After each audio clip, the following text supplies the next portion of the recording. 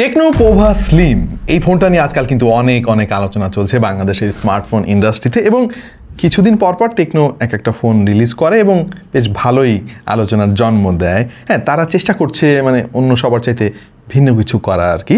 তো তাদের সর্বশেষ প্রোডাক্ট লাইন আপে যুক্ত হয়েছে পোভা সিরিজ, আর আমার হাতে এই মুহূর্তে রয়েছে টেকনো পোভা স্লিম।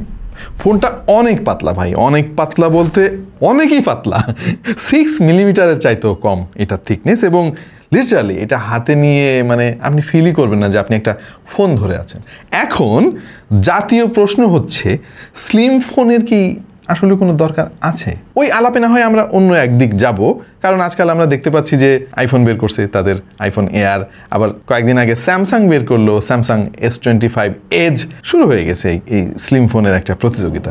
সো আপনি স্লিম ফোন পছন্দ করেন কিনা সেটা তো আমি জানি না, আর আমরাও কিন্তু একটা ফোনের বৈশিষ্ট্য স্লিম এইটা বৈশিষ্ট্য হিসেবেই আমরা ধরতে রাজি না আর কি। হ্যাঁ, কারণ আমাদের দৃষ্টিতে একটা ফোনের বৈশিষ্ট্য হচ্ছে ফোনের পারফরমেন্স, ডিসপ্লে কেমন, ব্যাটারি ব্যাকআপ কেমন, চার্জিং স্পিড কেমন, ইউআই কেমন, ইত্যাদি ইত্যাদি আরও অনেক কিছু। সো সেই অ্যাঙ্গেল থেকে আমরা আজকে টেকনো পোভা স্লিম ফোনটা রিভিউ করব, আপনাদেরকে জানানোর চেষ্টা করব যে স্লিমনেসের বাইরে এই ফোনের কি ভালো দিক আছে, কি খারাপ দিক আছে, এই ফোনটা কারা কিনবেন এবং কারা ভুলেও এর কাছে আসবেন না। দেখছেন আপনাদের ভালোবাসা channel Tech to the Point, বা অনেকে ভালোবেসে আমাদেরকে টাইনা টুইনা পাশও বলে। সঙ্গে রয়েছি আমি Wahid. Let's get started. Presenting techno Pova slim 5G 5.95 millimetre হচ্ছে এটার থিকনেস, রয়েছে 6.78 ইঞ্চির 1.5K full HD plus AMOLED display, সেটা আবার 3D curve mood light effect নামক নতুন একটা জিনিস আমরা দেখতে পাচ্ছি। 144 হার্জের রিফ্রেশ রেটও আছে। এই ফোনের সাথে পাওয়া যাবে 50 GB টেকনো ক্লাউড স্টোরেজ, আর রয়েছে ব্র্যান্ড নিউ 6400 5G চিপসেট।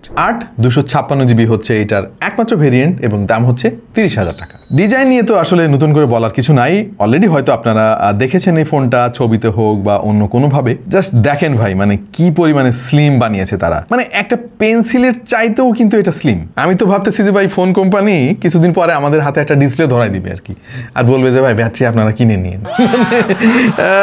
তবে হ্যাঁ, স্লিম হলে না একটা ব্যাপার নিয়ে একটু টেনশন কাজ করে যে মনে হয় ফোনটা বেঁকে যাবে পকেটে রাখলে, বাট টেকনোর এই ফোনটা কিন্তু যথেষ্ট শক্তপোক্ত বলে মনে হয়েছে আমাদের কাছে।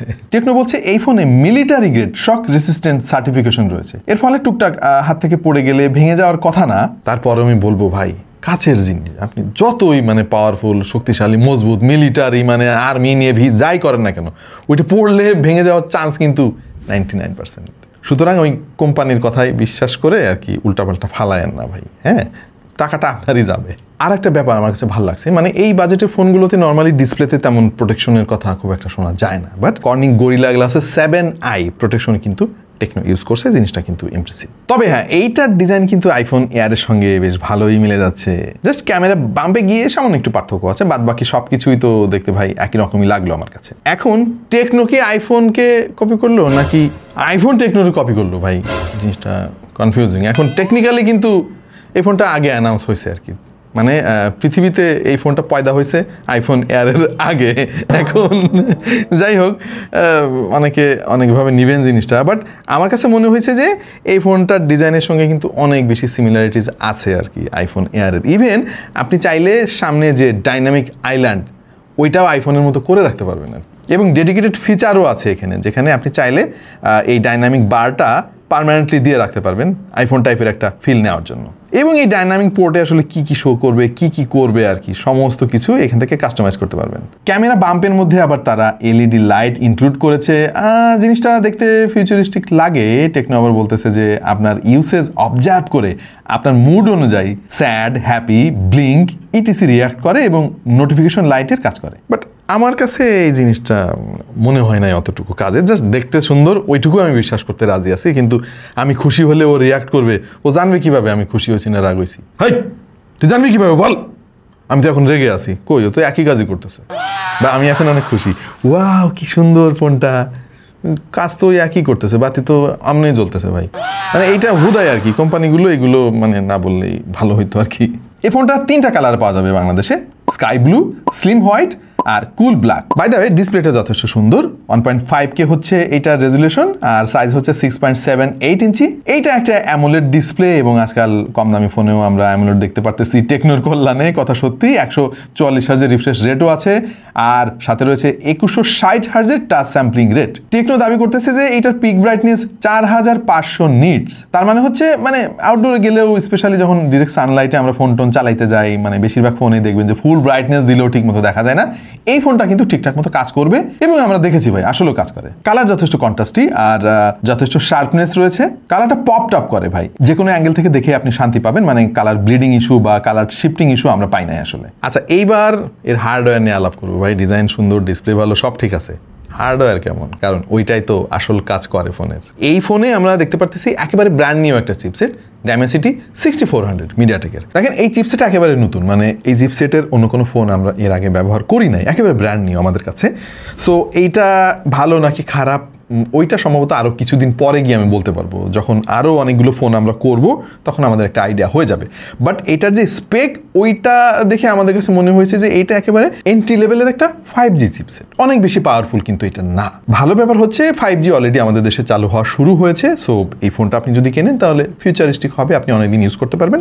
খারাপ ব্যাপার হচ্ছে এই দামে আরও ভালো চিপসেটের ফোন আপনি মার্কেটে পাবেন। এই চিপসেটের যে 8টা ক্লাস্টার তার 2টা হচ্ছে পারফরমেন্স কোর। কর্টেক্স A76 এর এই পারফরমেন্স কোর 2টার ম্যাক্সিমাম স্পিড হচ্ছে 2.5 GHz আর বাকি 6টা ক্লাস্টার হচ্ছে কর্টেক্স A55 যার ম্যাক্সিমাম স্পিড হচ্ছে 2 GHz। জিপিইউ খারাপ না, G57 MP2 তারা এখানে ইউজ করেছে। তার মানে যেটা দাঁড়ালো 2টা পারফরমেন্স কোর তারা দিয়েছে আর 6টা দিয়েছে এফিসিয়েন্সি কোর। সব মিলিয়ে এটা কিন্তু মোটামুটি ব্যালেন্স করতে পারবে। আমরা AnTuTu টেস্ট করেছি ভাই আর স্কোর এসেছে 6,21,137। গিগবেঞ্চে সিঙ্গেল করে 785, মাল্টি করে 1949। এইবার অন্য ফোনগুলোর সঙ্গে তুলনা করার পালা এবং এই চার্টের দিকে খেয়াল করে দেখেন টেকনো রিসেন্টলি যত ফোনের রিভিউ আমরা করেছি সব এক জায়গায় আমরা কম্পাইল করেছি। তাদের ফোনগুলোর দামের সঙ্গে যদি আপনি একটু AnTuTu স্কোর দেখেন তাহলে এটাকে আপনার ঠিকই লাগবে। এই চার্টটা আরেকটু ইন্টারেস্টিং। এনিওয়ে এই চিপসেটটা একেবারে রেভলিউশনারি কিছু একটা না যে অনেক ভালো পারফর্ম করতেছে, বলতে পারেন যে G200 এর আরেকটু আপগ্রেডেড ভার্সন আর কি। এটা র্যামের ভেরিয়েন্ট হচ্ছে LPDDR4X আর যে ইন্টারনাল স্টোরেজ আছে ওইটা UFS 2.2। ওয়েল, একটা ফোনের দাম যখন 30,000 টাকা ছুঁই করে বা 30,000 টাকা হয় তখন কিন্তু আমাদের প্রত্যাশা থাকে যে USB যে ভেরিয়েন্টটা ওইটা অন্তত 3 হবে, 3.0 বা 3.1।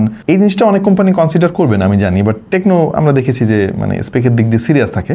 সো এটা আমি প্রত্যাশা করেছিলাম এই ফোনের কাছ থেকে। টেকনো কিন্তু তাদের সফটওয়্যার সেকশনও বেশ ভালোই নজর দিয়েছে, যেটা সবসময় আমরা পরামর্শ দিতাম তাদের।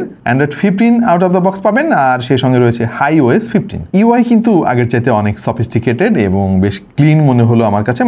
সবসময় আমরা UI নিয়ে কমপ্লেন করতাম যে কেমন জানি জট লাগে, অনেক হেভি লাগে, বাট এইবার বেশ ফার্নিশড একটা ফিল আমরা পেয়েছি। আমরা কিন্তু অ্যাপ ডাউনলোড করেছি প্রচুর পরিমাণে, টেস্ট করার আগে এই ফোনটারে আমরা অনেক কষ্ট দিয়ে দেখছি যে এ চাপ নিতে পারে কিনা, এবং মনে হয় না যে এই ফোনটাকে আপনি সহজে দুর্বল করতে পারবেন। এখন যেহেতু নতুন চিপসেট, এটার অবস্থা 1 বছর পরে গিয়ে কি হবে সেটা তো ভাই এখন আমরা বলতে পারতেছি না। প্রোবা সিরিজে তারা প্রো আর্ট নামক একটা থিম অ্যাড করেছে। এইটা বেসিক্যালি গ্রে, হোয়াইট এবং অরেঞ্জের একটা মিক্স। ইন্টারফেসগুলো দেখতে সুন্দরই লাগে, আইকনগুলো বেশ মিনিমালিস্টিক মনে হলো আমার কাছে। এক কথায় যদি আমি বলি যে এই ইউআইটা দেখে আপনার হতাশ হওয়ার মতো কোনো কারণ আমি দেখতেছি না। অন্তত আগের টেকনো ফোনগুলোর চাইতে অনেক ভালো, এইটা আমি গ্যারান্টি দিয়ে বলতে পারি। তাছাড়া টেকনো ফোনগুলোর আরেকটা ব্যাপার আমার ভালো লাগে, প্রচুর কাস্টমাইজেশন কিন্তু করার সুযোগ দেয় তারা। অলরাইট, ফোনের পারফরমেন্স আমাদের কাছে বেশ ডিসেন্ট মনে হলো। Dimensity 6400 প্রসেসরটা মোটামুটি পাওয়ার এফিসিয়েন্টি দেখলাম আর কি।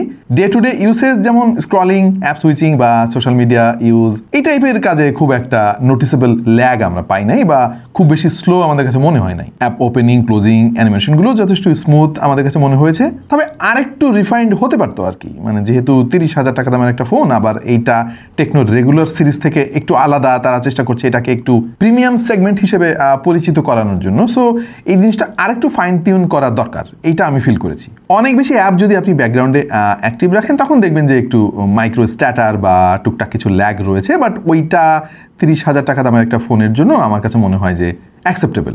5G চিপসেট আমরা বেশ কিছু গেমও ট্রাই করলাম, যেমন PUBG, call of duty, free fire তো অবশ্যই, এবং সে সাথে অ্যাসফল্ট 9। পাবজিতে সুপার স্মুথ গ্রাফিক্স দিয়ে এক্সট্রিম ফ্রেম রেটে আপনি খেলতে পারবেন, আর কল অফ ডিউটিতেও তেমন কোনো ল্যাগ আমরা আসলে পাই নাই যেটা উল্লেখ করার মতো, তবে অবশ্যই আপনাকে হাই গ্রাফিক্স কম্প্রোমাইজ করতে হবে। ফ্রি ফায়ার এবং অ্যাসফল্ট 9 স্মুথলি খেলতে পেরেছি, তেমন কোনো মেজর ইস্যু আমাদের চোখে পড়ে নাই। প্রসেসর হিসেবে আমরা বেশ ভালোই স্ট্যাবল ফ্রেম রেট পাচ্ছিলাম। আর একটা ভালো ব্যাপার আছে, সেটা হচ্ছে গেমিং এর সময় কিন্তু টেম্পারেচার বেশ ভালোই কন্ট্রোল করতে পেরেছে ফোনটা। টেকনো বলছে যে তারা এখানে 24,532 mm² ভেপার কুলিং সিস্টেম ব্যবহার করেছে। ভাই এটা কিন্তু অনেক বড় একটা সংখ্যা, মানে এত বড় ভেপার কুলিং সিস্টেম কিন্তু এর আগে আমরা দেখি নাই। এনিওয়ে জিনিসটা মোটামুটি ভালোই কাজ করেছে বলে আমার কাছে মনে হলো। তার কারণ হচ্ছে ফোনটা একটু টুকটাক হিট হলেও আবার দ্রুত ঠান্ডা হয়ে যাচ্ছে। সো সর্বসাকুল্যে এই ফোনের যে হার্ডওয়্যার, যে সফটওয়্যার তারা ইউজ করছে, তারপর গেমিং পারফরমেন্স, ওভারঅল সব পারফরমেন্স মিলে আমার কাছে মনে হয়েছে যে এইটা বেসিক্যালি একটা এন্ট্রি লেভেলের 5G চিপসেট, যেটা অলরেডি বললাম আমি। সো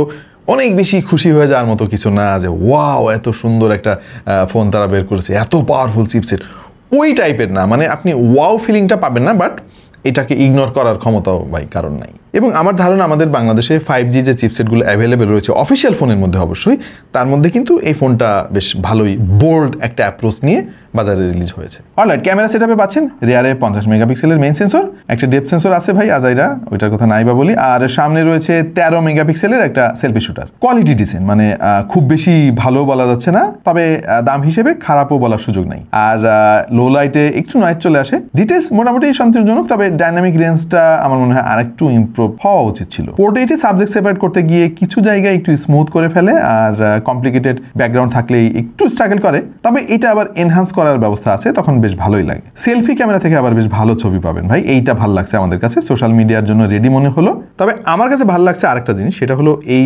ক্যামেরার এক্সপোজার কন্ট্রোল কিন্তু যথেষ্ট ব্যালেন্সড মনে হয়েছে। মানে ওভার এক্সপোজড হওয়ার মতো বা ছবিগুলো ওয়াশড আউট হয়ে যাওয়ার মতো প্রবণতা আমরা খেয়াল করিনি। ছবিগুলোকে সুন্দর দেখানোর জন্য অকারণে স্যাচুরেটেড করে ফেলে না, সেটাও একটা ভালো দিক। অবশ্য বেশিরভাগ মানুষ ওই অতিরিক্ত রং চঙে জিনিস দেখতে বেশি পছন্দ করে, এইটা একটা সমস্যা। এই ফোনের থিকনেস এত কম দেখে প্রথম যে জিনিসটা আমার মাথায় আসে সেটা হচ্ছে যে কত এমএএইচের ব্যাটারি তারা এখানে ইউজ করছে। কারণ এত পাতলা ফোনের মধ্যে তো অনেক বড় ক্যাপাসিটি ব্যাটারি দিতে পারবে না নর্মালি।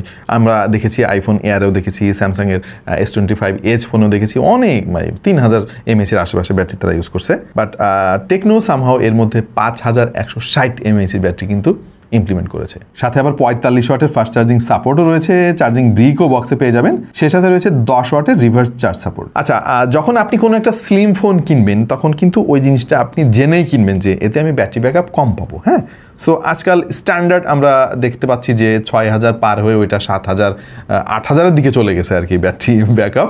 আশা করছি আমরা খুব অদূর ভবিষ্যতে 20,000 এমএএইচের ব্যাটারি দিব ভাই, কারণ অলরেডি 15,000 এমএএইচের ব্যাটারি নিয়ে ফোন আসতে চলেছে খুব শীঘ্রই।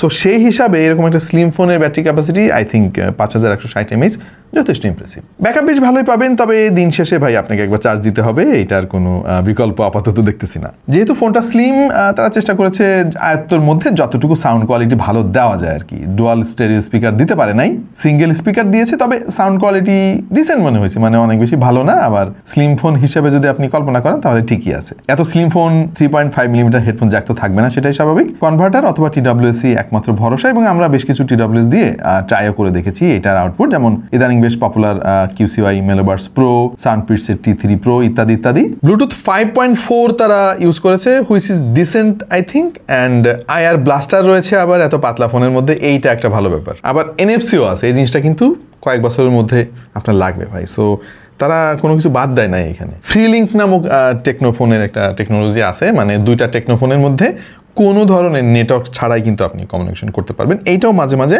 আপনার প্রয়োজন হতে পারে। খুবই পাতলা ফোন ভাই, এইটার হ্যাপটিক ফিডব্যাক বা ভাইব্রেশন মোটর যেটা, ওইটা খুব বেশি পাওয়ারফুল আমাদের কাছে মনে হয় নাই, তবে ফ্ল্যাশ লাইটটা যথেষ্ট ব্রাইট ছিল। আরেকটা জিনিস নিয়ে একটু আলাপ করতে চাই, সেটা হচ্ছে যে 50 GB ক্লাউড স্টোরেজ অফার করতেছে টেকনোর এই ফোনটার মধ্যে, অন্যান্য আরও ফোনেও আছে জিনিসটা। 3 বছর পর্যন্ত আপনি ফ্রিতে টেকনোর ক্লাউড স্টোরেজ ব্যবহার করতে পারবেন, ওখানে আপনার ছবি ভিডিও সব কিছু রাখতে পারবেন। এরপরে হয়তো আপনাকে পেমেন্ট করতে হইতে পারে, খারাপ না জিনিসটা। 50 GB ডেটা আপনি ফ্রিতে পেয়ে যাচ্ছেন 3 বছরের জন্য, ওই জিনিসটা আপনার ফোনের স্টোরেজের মতোই কিন্তু কাজ করবে। হ্যাঁ, ওই যে গুগল ফটোজ যেরকম আর কি, সবই রাখতে পারবেন। গুগল ফটোজে তো শুধু ছবি আর ভিডিও রাখা যায়, এখানে আপনি সব কিছু রাখতে পারবেন। এই ক্লাউড স্টোরেজের ব্যাপারটা কিন্তু অন্য স্মার্টফোন কোম্পানিগুলো ভাবতে পারে, আইডিয়াটা আমার কাছে ইউনিক লাগছে। বাই দ্য ওয়ে, এই ফোনেও কিন্তু এআই ফাংশন রয়েছে বেশ কিছু, যেমন AI problem solving, web summary, text rewriting, create schedule, AI full link call assistant, AI writing, circle to search, AI studio, মানে এই টাইপের জিনিসপত্র আর কি এখানেও আছে। এইটার কিছু কিছু ফাংশন হয়তো আপনার কাজে আসতে পারে। সো আমরা ভিডিওর প্রায় শেষ প্রান্তে চলে এসেছি। দুঃখিত, ভিডিওটা একটু বড় হয়ে গেল। আজকাল আমরা চেষ্টা করতেছি যে একদম একটা ফোনের খুঁটিনাটি সমস্ত তথ্য আপনাদেরকে দেওয়ার জন্য, যাতে পারচেজ ডিসিশন নিতে আপনার জন্য সুবিধা হয়, বা একটা ফোনের যা যা আপনি জানতে চান সব কিছুই যেন আমরা কভার করতে পারি। কোনো কিছু কি মিস হয়ে গেল একটু কমেন্টে জানিয়ে দিন তো আমাদেরকে। সো এই ফোনটা বেসিক্যালি তাদের জন্য যারা খুব পাতলা ফোন খুঁজতেছেন, স্টাইলিশ হবে, হাতে থাকলে মানুষজন দেখে বলবে যে আরে বাপরে বাপ এত পাতলা ফোন, বাট পারফরমেন্সও আপনি খুব বেশি কম্প্রোমাইজ করতে চান না, ডিসেন্ট পারফরমেন্স চান, ভালো একটা ক্যামেরা চান, ব্যাটারি ব্যাকআপও আপনার দরকার। আই থিঙ্ক 30,000 টাকার মধ্যে আপনার মোটামুটি সব কিছুই কাভার হয়ে যাচ্ছে এই ফোনে। কিছু জিনিস তো অবশ্যই আপনাকে কম্প্রোমাইজ করতে হবে। আপনার যদি এরকম স্লিম ফোন দরকার না হয়, তাহলে এই বাজেটে আপনি আরও অনেক ভালো ভালো ফোন পেয়ে যাবেন। ইভেন টেকনোরও অনেক ভালো ভালো অপশন কিন্তু মার্কেটে আছে। আপনার কাছে কেমন লাগলো টেকনো পোভা স্লিম ফোনটা, এবং 30,000 টাকা দাম কি ঠিক আছে? অবশ্যই কমেন্ট সেকশনে জানিয়ে দিন। আপাতত এই পর্যন্তই, দেখা হয়ে যাবে অন্য কোনো ভিডিওতে ভিন্ন কোনো বিষয় নিয়ে। সে পর্যন্ত সবাই ভালো থাকুন, সুস্থ থাকুন, আর দেখতে থাকুন টেক টু দ্য পয়েন্ট।